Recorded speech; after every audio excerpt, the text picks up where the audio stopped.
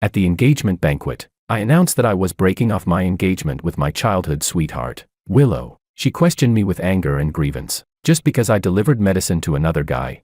I already told you, we were just study buddies, but what she didn't know was that the so-called buddy of hers had just sent me a photo of the two of them being intimate, along with a provocation. One call from me and she'll ditch you immediately. So what if you two grew up together? In her heart, you're still not as important as I am. I showed her the photo, and Willow snapped back furiously. Makoto is more hardworking than you, more ambitious than you. You can't even get into graduate school right now. So what are you so proud of? But later, the two of them both failed the entrance exam, while I, under their stunned gazes, was recommended directly for admission to Capital University. I smiled. Only losers measure their worth by how much they weigh in a woman's heart. Chapter 1. Maybe I was simply too familiar with Willow. From the very first second of our date, I realized something was off about her. She was absent-minded and restless. She even picked up the wrong side of the chopsticks while eating. Most importantly, her eyes drifted to her phone once every 3 minutes. I asked her, "Who is it? That study partner you prepared for the exam with?"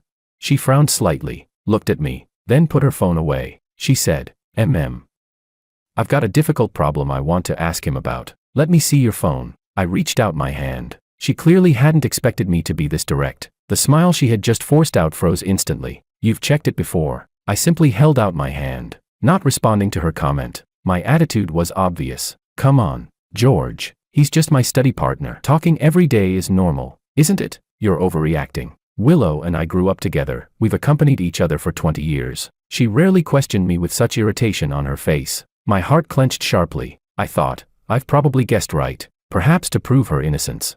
Willow placed the phone on the table anyway. Coincidentally, a message popped up. "Whatever. Him looking for you affects your studies, not mine. This afternoon at 2 p.m. If I don't see you in the library." We cut contact. 2 o'clock. We had just finished eating, and it was already 1:30. Expressionless, I looked at Willow frantically pressing the power button. "So, the movie later. Are we still going?"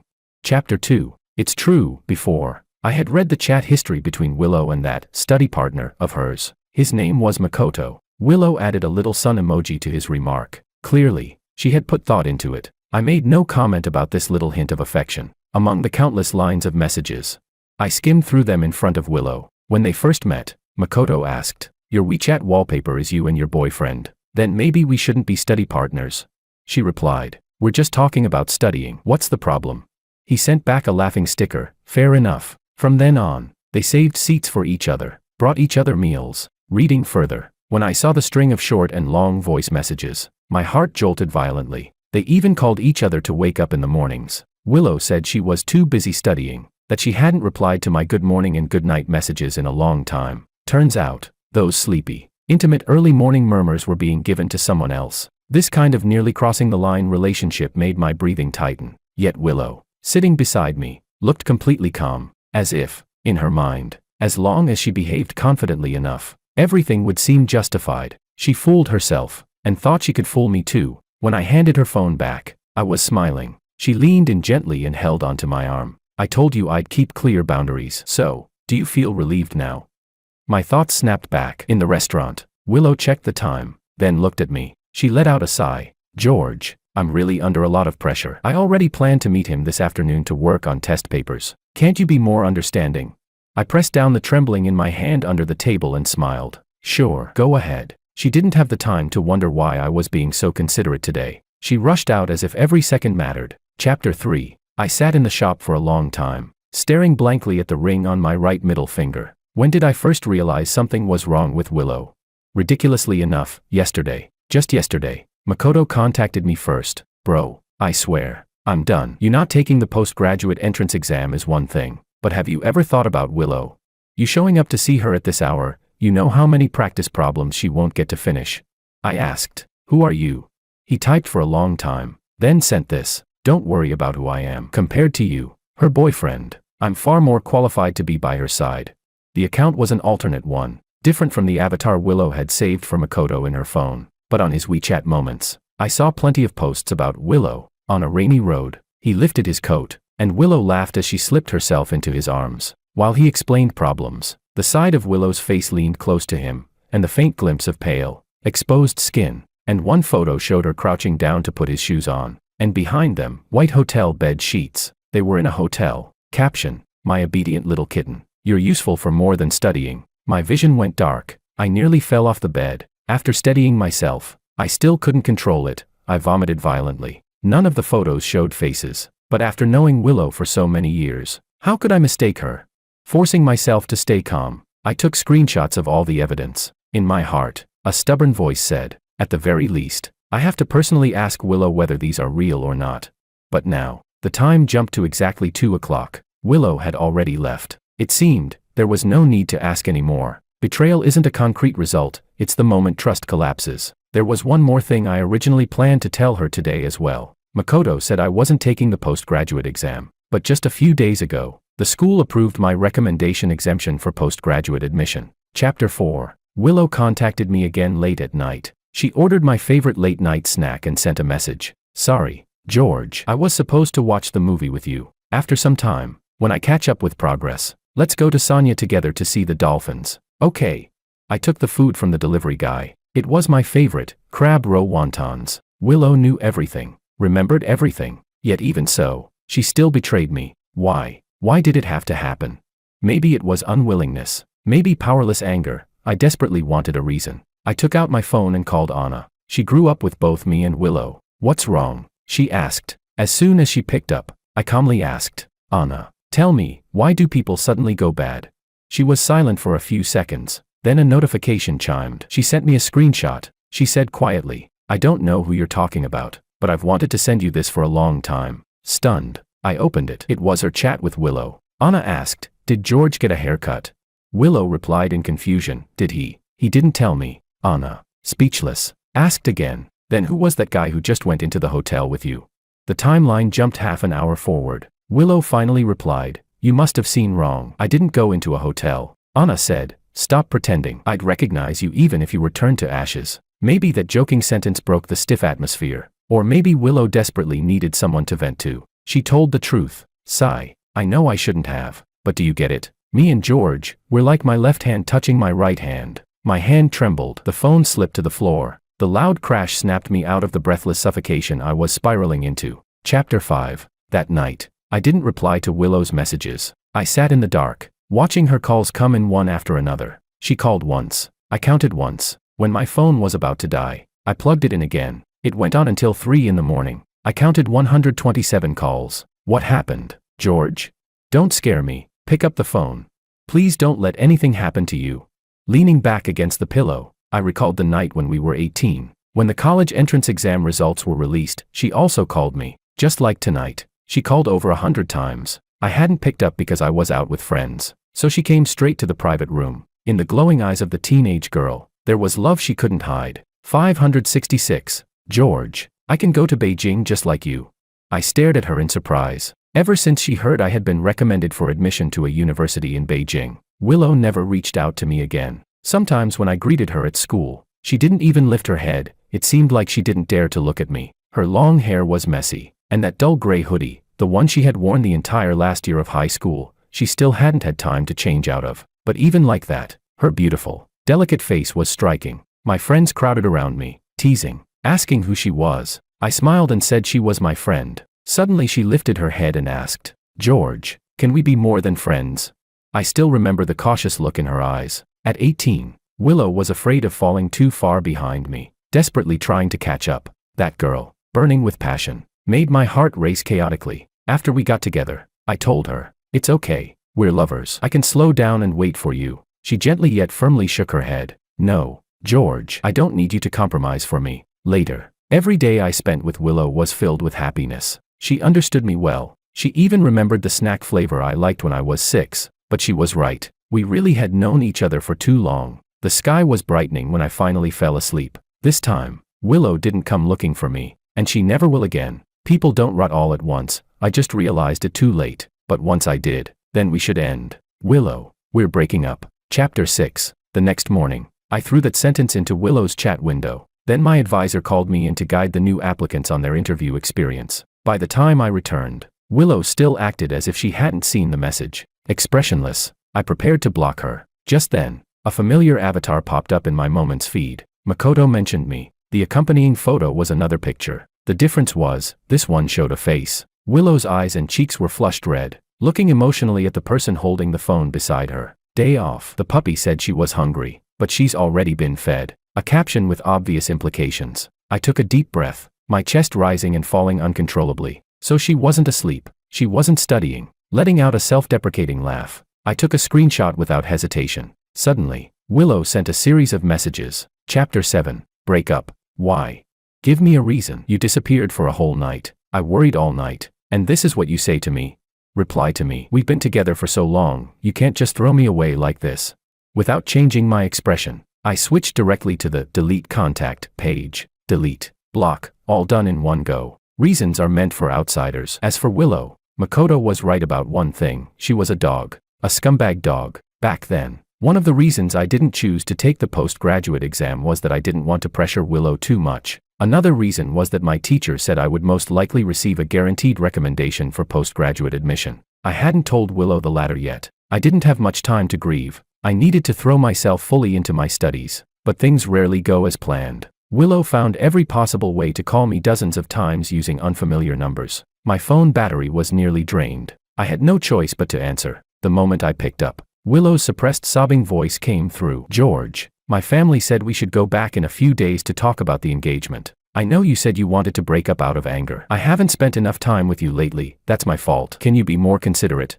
My family and Willow's family had been close for generations. In the 1990s, our parents went to Shenzhen together to make a living, two small families supporting each other through hardship. Even when Willow and I were still in our mother's stomachs, we were practically considered a match made before birth. Later, when our families found out that Willow and I actually became a couple, they were overjoyed. We also planned to get married right after graduation. But now, all of that had become a joke. I hung up after hearing just a couple of sentences. I didn't have the patience to spare for her. Unexpectedly, my mom came straight to my place. George, I'm not blaming you, but no matter how busy you are, you need to look after Willow. You agreed to talk about the engagement, and then you rejected it again. I was speechless. Mom, this isn't about being busy. Then what is it? Your aunt and I already booked the place, and you haven't been home in so long. This weekend, you're not allowed to cancel. I sighed. Only then did I realize some things couldn't be explained in a few sentences. Mom had always cared deeply about my relationship, and I had only ever spoken well of Willow in front of her. But now, this was something I truly had to go home and explain clearly. Willow took the initiative to book the car, but my mom refused to let me make another reservation. In her eyes, Willow and I were probably just a young couple having a small fight, nothing serious. Everyone thought that, including Willow. On Saturday afternoon, she waited for me in front of the cafe. It was early autumn, the weather turning chilly. She stuffed a warm bag of roasted chestnuts into my hands before I could react. For a moment, the memory overlapped with every autumn we had shared. Willow smiled brightly. The car still needs a bit more time. I'll peel chestnuts for you. If the shell gets stuck, just leave it in your hand. Okay. I stayed silent. She instinctively reached for my hand, and I avoided her. In the second Willow froze in confusion. Her phone rang. She didn't have time to lower the volume, so I heard the faint whimpering on the other end. Willow. I fell. It hurts. There's no antiseptic in the dorm. What do I do? In just 1 second, Willow's brows tightened anxiously. The car she had booked also arrived at that exact moment. She looked at the car, then at me. Clenching her fists, she said into the phone, "Wait for me. I'm coming right now." Chapter 8. Willow left, and I got into the car alone. I wasn't the one paying for it, so why not ride it? The night Makoto first added me, I scrolled through all of his posts from top to bottom, so I remembered clearly. Makoto had a small dark mole on his arm, but in the photo of the injury just now, it wasn't there. Should I say, Willow didn't even remember Makoto's mole? Or perhaps she was flustered, willingly falling into the trap. The ride was 2 hours long. I'd been exhausted at school lately, so I quickly fell into a deep sleep. When I woke up, Makoto had messaged me. It was a picture of his perfectly unharmed arm. He was even more straightforward than before. She knows I was faking it, but she still bought medicine for me. Can you make her do that? Willow said she's never going to get engaged to you, and she also said she likes people who work hard and improve themselves. You're not even preparing for the postgraduate exam. How do you have the nerve to cling to her? He even posted a real-time update. Caption: "We are believers in love. Only I can make her fall while fully awake." I pinched my brow, feeling amused. The postgraduate exam is a real battle, not child's play. Makoto still had the energy to compare himself with me. Does he even know how much progress he's made in his studies? I was about to turn off my phone when my advisor messaged me. Gio, Congratulations. You got the dean's recommendation. With your professional ability, your Capital University offer is basically guaranteed. A spark of joy lit up in my chest, sweeping away many days of gloom. At that moment, the car stopped, and my mom opened the door. Oh gosh, Gio. Auntie hasn't seen you in so long. Where's Willow? My mom brought me to the restaurant. As for Willow, I simply said she had something urgent and had to leave. Several people at the table fell silent instantly. What could be more important than discussing the engagement? I paused mid-step, stunned. Anna sat in the corner, looking like she was thoroughly enjoying the drama. She said she was here to witness childhood sweetheart's love. The corner of my lips twitched. Only a fool would believe that. Chapter 9. 3 hours later, Willow finally arrived. Honestly, I was curious too. Makoto said Willow wouldn't get engaged to me, so how was she planning to end this? How could you act like this, making Gio wait for you for so long? So inconsiderate. Willow's father was furious, and my mom quickly tried to smooth things over. Oh, it's fine. It's fine. Studying is also important. Willow must have been held up by her exam preparation. Right, Gio. My mom nudged me. I smiled politely. Yes, studying. Willow glanced at me, cautious, as if to check whether I was angry. But clearly, I was calm, even composed. So she let out a quiet sigh of relief. At the dinner table, since everyone knew each other well, the atmosphere eventually resumed. Both families chatted cheerfully. Willow sat beside me and tried to pour me a drink, but as soon as she lifted the bottle, Anna blocked her hand. What are you doing? Anna's tone was cool. It's not time for the important part yet. Why are you trying to get George drunk? He's my boyfriend. Why wouldn't I be able to take care of him if he gets drunk? They exchanged snipes. Just like always, nothing unusual. Meanwhile, my mind drifted as I listened to the parents discuss the marriage, bride price, wedding apartment, dowry, car. Every detail was arranged flawlessly, but to me, it all sounded like an empty, distant dream. Naturally, the topic eventually came to the two of us. Willow, George, what do you think about the wedding date? Willow straightened up, smiling shyly. After graduation, the sooner the better, I guess. She did not refuse the engagement, unlike what Makoto had claimed. Several pairs of eyes turned toward me, waiting for my answer. I looked at Willow. She chose someone else over me. She did something she should feel guilty about. Yet she still assumed I would marry her, didn't she? She thought I would always stand still and wait for her. Well, it's true. A bond of 20 years, who could throw that away easily? I could. I pushed aside the glass in front of me, looked away, and said, we're not getting married. Chapter 10. Except for Anna. Everyone's jaws dropped. Gio, what are you talking about? I know you and Willow have been having issues lately, but we're discussing something important. Don't throw a childish tantrum. My mom tried to smooth things over, saying maybe we should discuss it another time, but I firmly cut her off. No need to discuss anything. Willow and I no longer have a future. The moment my words landed, Willow shot up from her seat. Anger and grievance flooded her eyes. She pulled me away and dragged me outside. Her grip on my arm was painfully tight, and she spoke each word like she was interrogating me. George, enough. You're acting like this just because I went to see Makoto today, aren't you? He's just stressed from the exam. He threw a tantrum. I'm going to marry you. What's the big deal if you give him some slack? Yes, I shouldn't have left you today, but you're a man, aren't you? Can't you be more generous? It was the first time I'd seen Willow so emotionally out of control, but I knew clearly, this wasn't because I rejected the engagement. It was because I showed hostility toward Makoto. People who cheat also feel guilt. They question themselves. They panic. They get angry out of shame. Willow was trying to emotionally corner me in the argument, using my supposed mistakes to justify her emotional affair, but I had no intention of fighting with her. I pried her hand off. At that moment, the adults hurried out from the banquet hall. I lifted my phone, opening the chat with Makoto for everyone to see. I can give everyone a reason. I'm not throwing a tantrum. In fact, I don't find him worth wasting any emotion on. Turning toward Willow, I met her panicked, unsettled eyes. I smiled. So this is your study partner? Studying together, does that include studying in bed? Empathy. Who are you empathizing with? Some people can't empathize with their own boyfriend. Yet they go, empathy this, empathy that, with the homewrecker. Chapter 11. I tapped into Makoto's moments and unexpectedly found that he had just deleted me. But that didn't matter. I still had plenty of backups saved in my album. These so-called proofs of their love, which they were so proud of, became humiliating evidence once exposed, leaving Willow flustered and helpless. Willow, what is going on with you? Willow's mother was trembling with anger, pointing at her as she questioned her harshly. My mom stepped in front of me protectively, her eyes turning red faster than mine. She had truly believed her son had found someone he could spend his life with. Willow's father raised his hand and slapped her across the face. Willow didn't dodge. The slap landed solidly, turning her head to the side, splitting the corner of her lip. Apologize to George. I waved my hand. Forget it. No need. Just make things clear. I had only one thought. From now on, I never wanted to have any connection with Willow again. An apology is an opportunity for the guilty to ease their conscience. I didn't need Willow's apology, but she opened her mouth anyway. I'm sorry, George. I did something wrong. Unexpectedly, Willow didn't try to explain at all. She actually apologized directly. Her lips were pressed tight, and she stood stiffly in place. When our eyes met, I couldn't read the emotion in hers. She wiped the blood from her lip, lowered her gaze, and her voice softened. Can we talk? Just the two of us. My mom stepped in front of me immediately. Talk about what? What is there left to talk about? Get away from my son.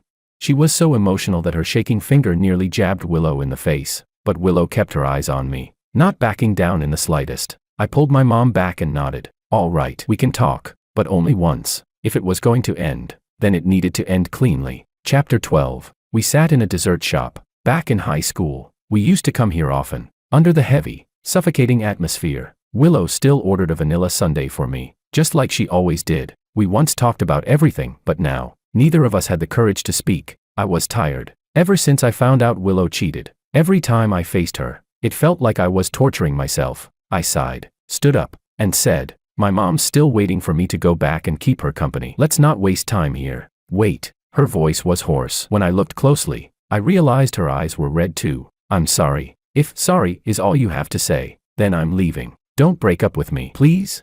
Her tone was sincere, carefully watching my expression. It reminded me of many years ago, when she asked if she could be with me, just as cautiously. It made me want to throw up. I said, Willow, you didn't eat anything just now, right? You don't feel disgusted saying that?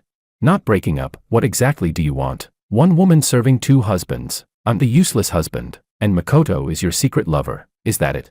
You're really playing quite wild. I couldn't suppress the turmoil inside me. Even the end of my sentence trembled. I knew Willow was someone with a strong sense of pride, and I had just torn apart the last layer of dignity between us. Willow froze for a few seconds, then suddenly lowered her head and laughed. Clenching her teeth, she said each word slowly. I did do something wrong, but when you say things like that, do you have any respect for me?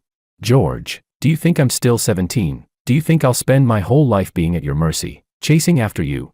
Her anger spilled out. Her fingers turned white, gripping the rim of her cup. I was stunned. So this was what she had been thinking. Once, in Willow's eyes, I was bright and unreachable. I made her feel inferior, made her feel she had to chase me desperately to be worthy of me. All these years, she kept count of every wound, every grievance. The love I believed to be flawless had already rotted full of holes long ago. Willow sneered. Since there's no going back for us, I'll just say it. Makoto works harder than you. He has ambition. You can't even qualify for graduate school now. I don't know what you're so proud of. Chapter 13. Actually, I had never understood one thing. Since Willow already liked someone else, why didn't she just be straightforward and break up with me?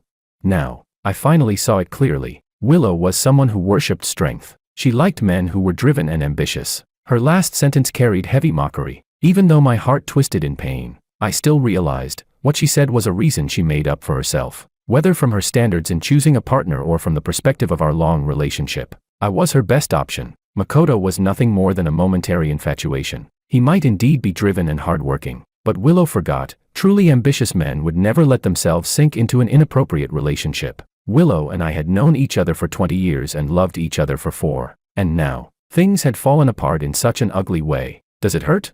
Of course it hurts. Every word she said stabbed into my heart, making my breath sting. But that was all. What needed to end must end. Once it ends, I still have my own path to walk. I was much more composed than Willow imagined. I simply curled my lips slightly and said, if you really want to talk about graduate school, graduate school, please. You're doing a cosplay of someone preparing for exams. A cold voice suddenly cut me off. I turned around and saw Anna leaning against the doorway. Willow's expression froze instantly. What the hell is that supposed to mean? Anna walked over and raised her eyebrows. Exactly what it sounds like. Hard to understand. Willow snapped back. This is between the two of us. Who asked you to interfere? Anna shot back. The two of you. And the guy you cheated with, he's not a person. Willow completely exploded, slamming the table hard. Eyes reddened. Anna glanced at me, her gaze steady and assessing, as if checking my reaction. Then she ignored Willow entirely, grabbed my wrist, and pulled me out of the shop. Chapter 14. Anna said she came under my mom's orders to bring me back. I rubbed my forehead helplessly. You didn't have to step in for me. I wasn't losing the argument. She responded lightly. Sure, I knew it. You always find a way to handle everything. Then she added, if you need me, just call anytime. The car had arrived downstairs. Anna and I had been neighbors since childhood, so we waved goodbye like always. But this time, she stood motionless under the street lamp below my building until the light in my bedroom turned on and I leaned out the window to look at her. Only then did she finally walk away. I faintly felt something was different, but I didn't think too much about it. The next day, Willow's parents came to my home to apologize on her behalf. They had always taken good care of me. Seeing two elders, both nearing 50, apologizing with such heartache, even I couldn't help feeling a bit soft. Gio. Willow just lost her mind for a moment. You two have always been so good together. Just this once. Forgiveness is off the table. I cut them off decisively. Feeling soft is one thing, compromising my principles is another. Seeing how firm I was, they eventually fell silent. I spent 2 good days at home keeping my parents company, and in the meantime, cleared out everything in the house related to Willow. When I returned to school, I suddenly saw a familiar figure at the gate. It was Willow. She came closer, holding back anger as she questioned me. Was it you? I was baffled. What? She stared at my face, curling her lips with a mocking edge. No need to pretend. Besides you, who else is so desperate to get revenge on Makoto? I thought you were really that indifferent. Is it that hard to admit you care? I was so speechless my mouth twitched. Please don't act insane at the school gate. Thanks. I walked around her, trying to leave, but she blocked me again. Say it. You dare say you weren't the one who exposed Makoto's WeChat posts on the campus message board. Chapter 15. I slowly turned my head. So that was it. I was wondering why Makoto deleted me. Someone had recognized Willow in his alternate account's photos, and her previous wallpaper had been me. The whole mess, a scumbag and a shameless woman, was exposed in full view. That enthusiastic student collected their deeds, made a full slideshow presentation, and threw it straight onto the campus message board. The whole campus exploded. Makoto deleted his alternate account overnight. If Willow weren't standing right in front of me, I would have applauded, but I couldn't hold back. I laughed out loud. Then sure, take it as if it was me. I don't mind. Besides, he posted everything publicly. Isn't that exactly what he wanted? Attention. What? One slideshow wasn't satisfying enough. If watching you two embarrass yourselves counts as caring, then, how could it not count? She pointed at me angrily. George, you. I stopped smiling, pushed her hand aside, and walked straight toward the school gate, leaving Willow standing there, furious and helpless. It was a good show, but I didn't have the time to enjoy it. There was still a lot to do for my postgraduate recommendation. I quickly sorted out the chaos of the past few days and dived headfirst back into my studies. 4 weeks. I went back and forth between my dorm and the library nonstop. Time passed, and the most important moment finally arrived. Mid-September, waiting for the admission notice. I sat in front of my computer the whole day, excited and anxious, until, ding, a new message appeared on my official academic portal. Peking University welcomes you. You have met the admission requirements for our master's program and have been granted admission. I shot up from my chair. My heart was pounding wildly. Even though I knew this result was practically certain, the joy still hit me so hard it made my head spin. I was about to study at the university I had dreamed of for so many years. After that, I collapsed back into my chair. All the tension and pressure finally melted away at that moment. Staring at the ceiling, I felt an unprecedented sense of relief. Everything was moving in the direction I had always hoped for. Chapter 16. After that, I went on a graduation trip with my friends. We visited many places. I hadn't thought about Willow for a long time, until later, when news of my guaranteed admission reached Willow. It was the second day of the postgraduate exams. Actually, my mom had been proudly spreading the news everywhere, but to avoid affecting Willow's exam performance, her parents had kept it strictly hidden from her. So in such a completely unprepared moment, Willow suddenly showed up at my door. After months without seeing her, she looked utterly exhausted. Her eyes were bloodshot, and the once lively, pretty face had lost all radiance. Only when she saw me did a faint spark of light appear in her eyes. George. She tried to grab my wrist, but I dodged. Crossing my arms, I glanced back into the house. My parents were still taking their afternoon nap, so I pulled Willow out onto the street. For the sake of your parents, speak quickly. Her eyes instantly reddened. Her voice strained. George, I didn't actually want to be with Makoto. Back then I was under too much pressure. We weren't in the same school. We barely saw each other, and he just happened to appear, so She couldn't finish. I finished it for her. You slept with him, but you still love me, right? She froze for several seconds. I let out a laugh of disbelief. Listen to yourself. Even you can't say that with a straight face. Willow pressed her lips tightly together, tears welling up. She wiped her face messily, lowering her gaze. I'm sorry. I'm sorry. I'm so sorry. By the end, she was only choking on her sobs. I simply watched her cry with a blank expression. Inside, there wasn't even the faintest ripple, just like an outsider watching a play whose ending was already known. When I grew tired of it, I turned to leave, but Willow grabbed me abruptly. I've already cut things off with Makoto. Give me one more chance, please. I'm begging you, please. George, I won't ever do it again. I stared at her for a moment, then suddenly smiled, showing my white teeth. Is that so? Funny, because I heard you're pregnant. The child's Makoto's, right? What is it? He doesn't want to take responsibility.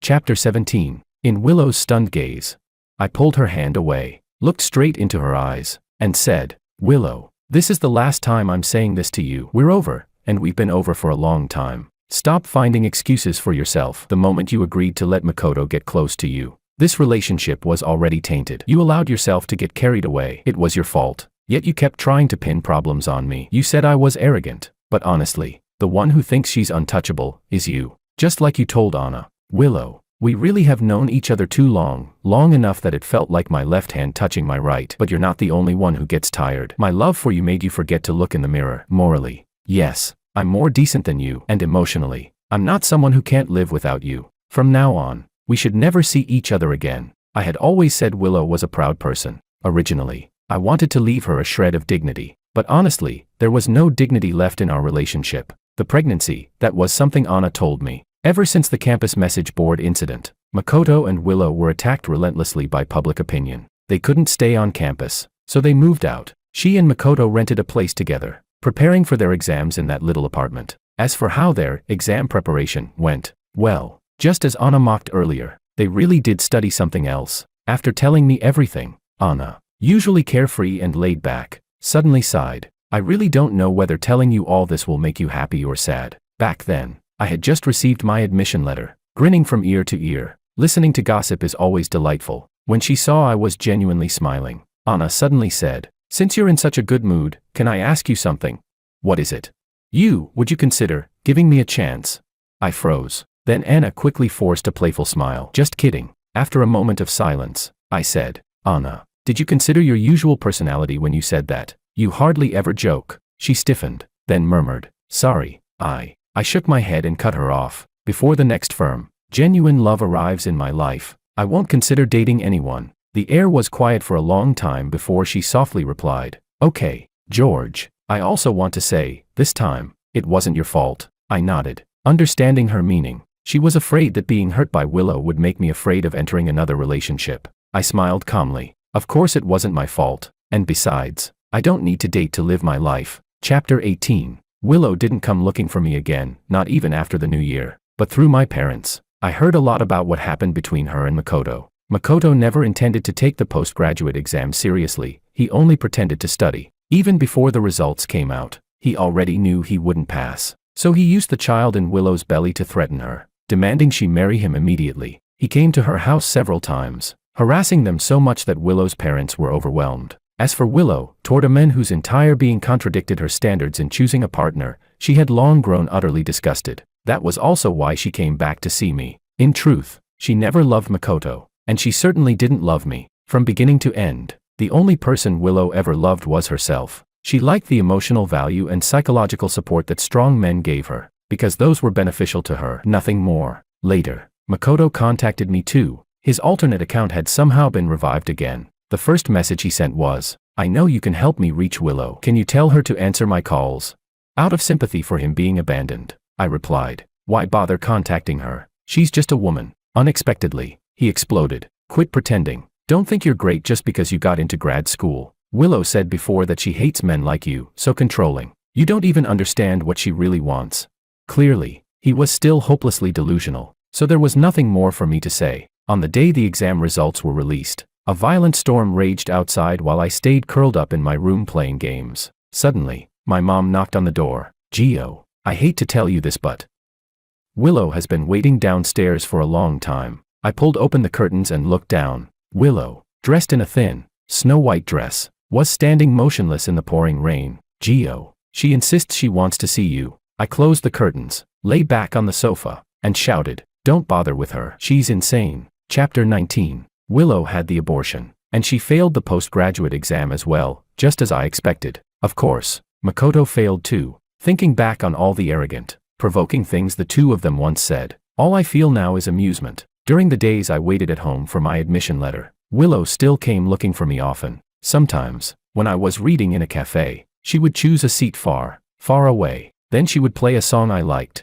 I didn't acknowledge her, and she wouldn't approach me either. We kept a silent, mutual distance. Once, our lives had countless intersecting points, but now, we would only be two parallel lines looking at each other from afar. Occasionally, memories of the time we once spent together would slip into my dreams, so dreamlike, yet so real. People who once loved each other are always hard to forget, but time, objectively, moves on. No matter how deeply she hurt me, I'm grateful that I have a heart strong enough to withstand it. When school started, I packed my bags and went to Beijing. Willow had no way to stay in Beijing anymore. She couldn't survive there, and by my side, she no longer existed. In my daily routine, I rushed between the lab and endless revisions of my papers, so overwhelmed I sometimes wanted to bang my head into a wall. I also met many new people. One day, when I walked out of the lab, I suddenly saw someone holding an umbrella and cradling a takeout box while waiting for me. My instinctive reaction was to dodge, but she stepped forward quickly and caught me before I stumbled. My eyes widened. "Anna." She fumbled and pulled out a piece of chocolate, gripping it nervously. "What's wrong?" "Low blood sugar." I looked down. "Vanilla flavored." "How did you know I liked this flavor?" "Oh, just random." Anna said her company, which hired her through campus recruitment, had opened a branch in Beijing, and she had been transferred here. While helping her move, I complained, "No way, it's really such a coincidence." She smiled, eyes shimmering with hope and restrained emotion. "Yes, truly a coincidence." Seeing her, for a brief second, a faint shadow of Willow crossed my mind, but the truth was, our lives would never intersect again.